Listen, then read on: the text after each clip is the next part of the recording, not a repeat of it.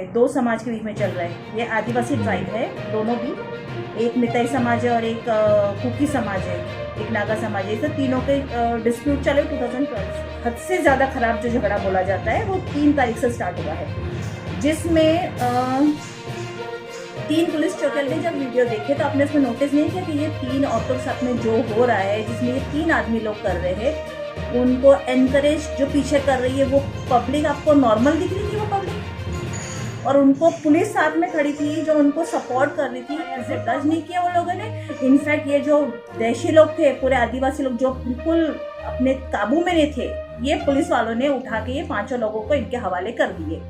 उसके बाद तो आप लोगों ने देखे क्या हुआ।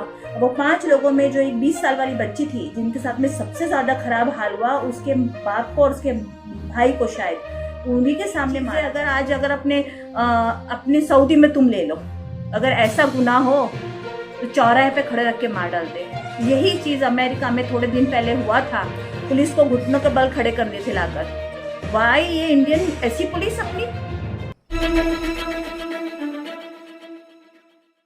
मेरा नाम जुवेरिया अशरफ मोतीवाला है और मैं महिला सुरक्षा समिति जिनसी पुलिस स्टेशन है ना, उसमें मैं सदस्य हूँ। उसको 15 साल से हूँ। बाजी, हाल ही में जो मणिपुर की घटना हुई है, दर्दनाक घटना थी, इसको आप किस नज़र से देखते हैं? आप महिलाओं के लिए बहुत सारा काम करते हैं, एक सोशल वर्कर है, क्या कहेंगे? आप लोगों ने सभी ने देखा, मुझे नहीं लगता कोई भी जो भी इंसान जो ह्यूमन होगा वो ये सब चीज़ें देख के उसको तकलीफ नहीं होगी। डेफिनेटली बहुत पेनफुल है, पर जब ये चीज़ें होती है ना, इतनी पेनफुल चीज़ें, तो उसके पीछे स्टोरी भी उतनी पेनफुल होती है। तो डेफिनेटली इसमें तो सरकार को पता भी है।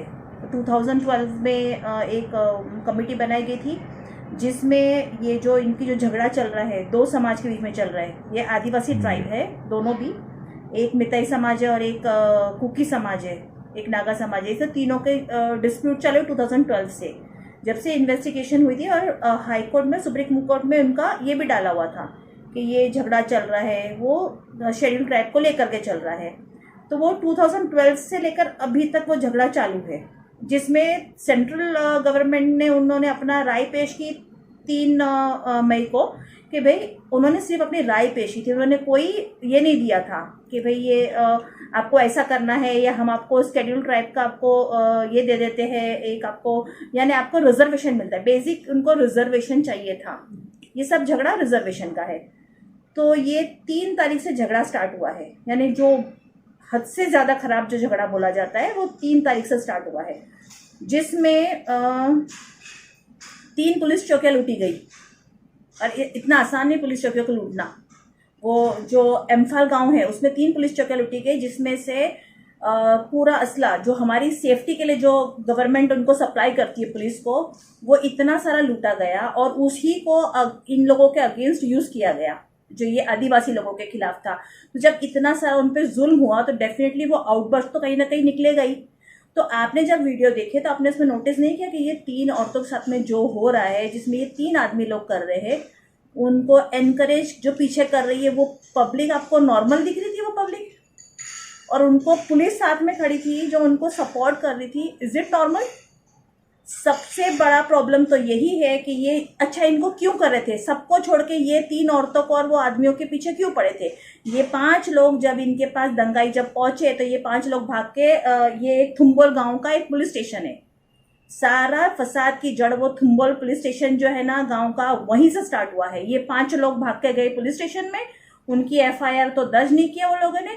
इनफैक्ट ये जो देशी लोग थे, पूरे आदिवासी लोग जो बिल्कुल अपने काबू में नहीं थे, ये पुलिस वालों ने उठा के ये 5 लोगों को इनके हवाले कर दिए। उसके बाद तो आप लोगों ने देखे क्या हुआ।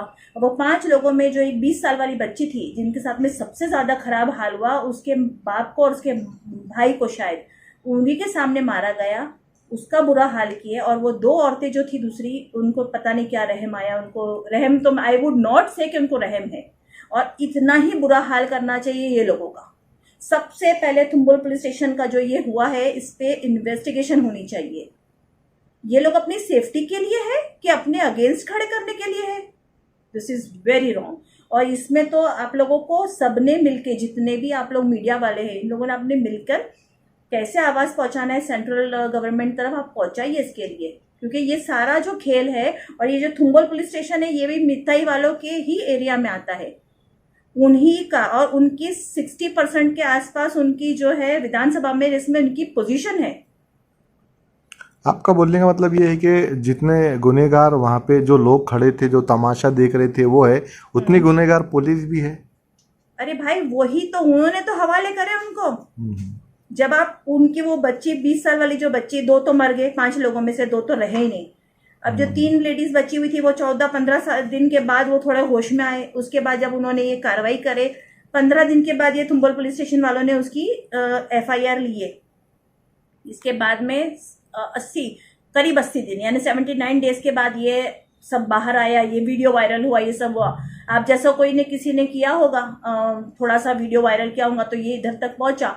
बट कुछ ऐसा गवर्नमेंट ने करना चाहिए वहां पर कि इस तरीके का काम ना हो। भाई ये बहुत बहुत गंदा, इतना गंदा इम्प्रेशन पड़ता है हम लोगों का, लाइक इट्स हॉरिबल।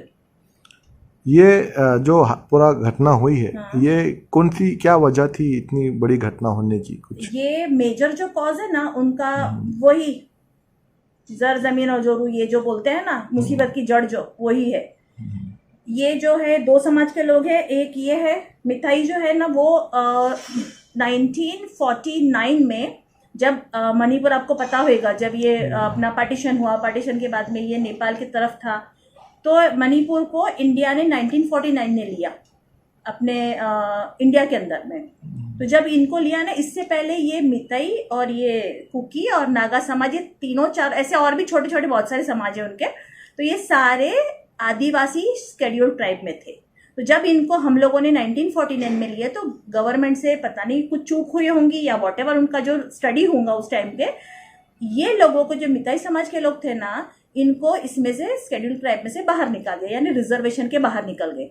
तो जब ये रिजर्वेशन के बाहर निकल गए ना, तो उनके पास राइट्स नहीं रहे पहाड़ियों में जमीन खरीदने के लिए। अब इतने साल से तो अक्ल नहीं थी, अब धीरे धीरे सब अक्ल आ रही है। तो पूरा जो मणिपुर है उसमें आपको पता होगा कि नहीं, इट्स लाइक पूरा एक घाटी है, पूरा चारों तरफ से पहाड़ी इलाका है, और अराउंड 15 to 20% लैंड बीच में है, एम्फाल करके जगह आती है। तो अभी ये ऐसा है कि 60% जो है नॉन रिजर्वेशन वाले लोग हैं, और जगह जो है 80% जो है खरीद नहीं सकते। 80% जगह 60% लोग नहीं खरीद सकते। तो ये सारी जो झगड़ा है ना, वो वहीं से स्टार्ट हुआ है। महाराष्ट्र इंडियन गवर्नमेंट को आपका क्या मैसेज है? देखो, वो सरकार चला रहे हैं, डेफिनेटली उनको सारा कुछ पता है, पर अगर वो नहीं ऐड कर सकते जो कुछ भी है, लेकिन अगर उनको नहीं भी लेना, तो उनको, मेरे को ये लगता है कि इंडिया का कोई भी इंसान को इंडिया में जगह लेने के लिए क्यों रोका जाए। वो स्टेट का बंदा, इतना तो बड़ा कश्मीर के तो लेके तो बहुत चर्चे चलते हैं कि कश्मीर में इंडिया के लोग, बाकी लोग, तुम स्टेट के लोगों को स्टेट में जगह नहीं खरीदने देते, तो ये क्या बात हुई? ये भी तो गौर करो ना। इंडिया के लोग कश्मीर में जगह नहीं ले सकते, इसमें तो बहुत बड़े बड़े नारे, मोर्चे लग चुके हैं इन सब चीजों के। तो स्टेट का बंदा स्टेट में जमीन क्यों नहीं ले सकता? जस्ट बिकॉज वो शेड्यूल्ड ट्राइब का हो तो ही पहाड़ी में ले सकता है। ये हो सकता है उनका कुछ होगा, because I am not a political person to know about it, पर इसमें डेफिनेटली कुछ करना चाहिए। टू मच, यानी यही चीजें अगर अपने सऊदी में तुम ले लो, अगर ऐसा गुनाह हो तो चौराहे पे खड़े रख के मार डालते हैं। यही चीज अमेरिका में थोड़े दिन पहले हुआ था, पुलिस को घुटनों के बल खड़े कर दिए थे लाकर। वाई ये इंडियन ऐसी पुलिस अपनी, अस्तगफिरुल्लाह, अल्लाह माफ करे। तो मेरा तो आप लोगों से यही है, इसको पहुंचाओ और इसकी जड़ तक जाने की कोशिश करो। उसको तो फांसी मिलनी चाहिए, लेकिन सबसे पहले ये पुलिस स्टेशन वाले जो है ना, इनके ऊपर कार्रवाई होनी चाहिए।